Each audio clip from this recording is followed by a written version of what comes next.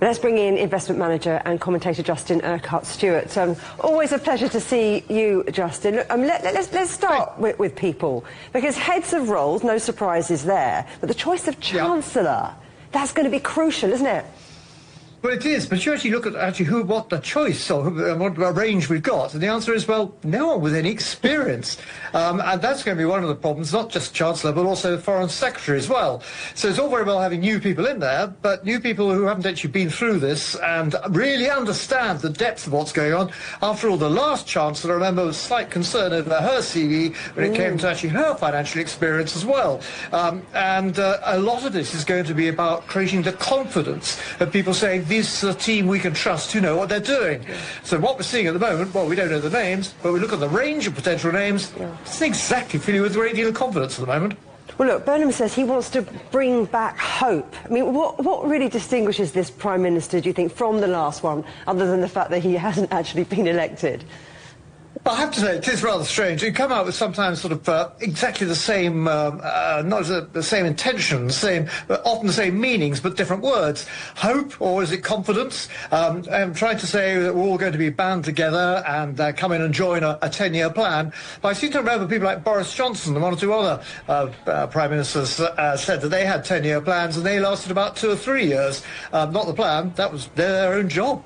So I'm afraid we have to get past the platitudes and actually start seeing really what the noises what can be turned into real policy. For example, the issue that really has been people talking about today about the oil industry and investments, where they're opening up further investments into the North Sea oil fields and beyond. And none of that creates change immediately, but it would add confidence, particularly to weaker areas like Aberdeen, which has been so seriously hit by this over the past few years.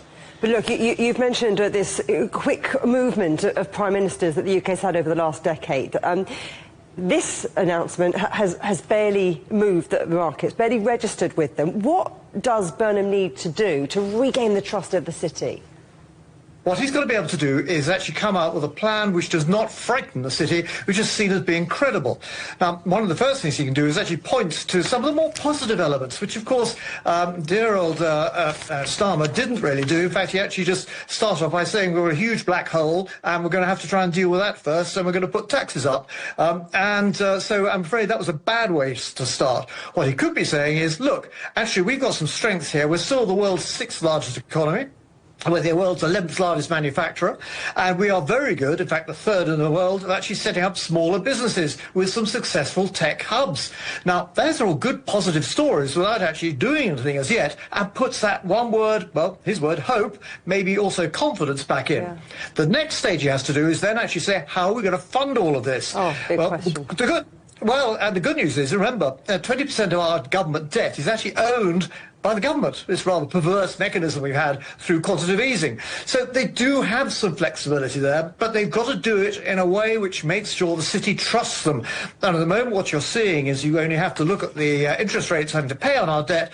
They, I'm afraid, still showing at the moment the jury is out. You're going to have to prove that you haven't got a magic wand, but you've got a credible policy which will work in the medium term. Let's see who the Chancellor, the Finance Minister, is. Justin Urquhart-Stewart, thank you very much. My pleasure. Thank you.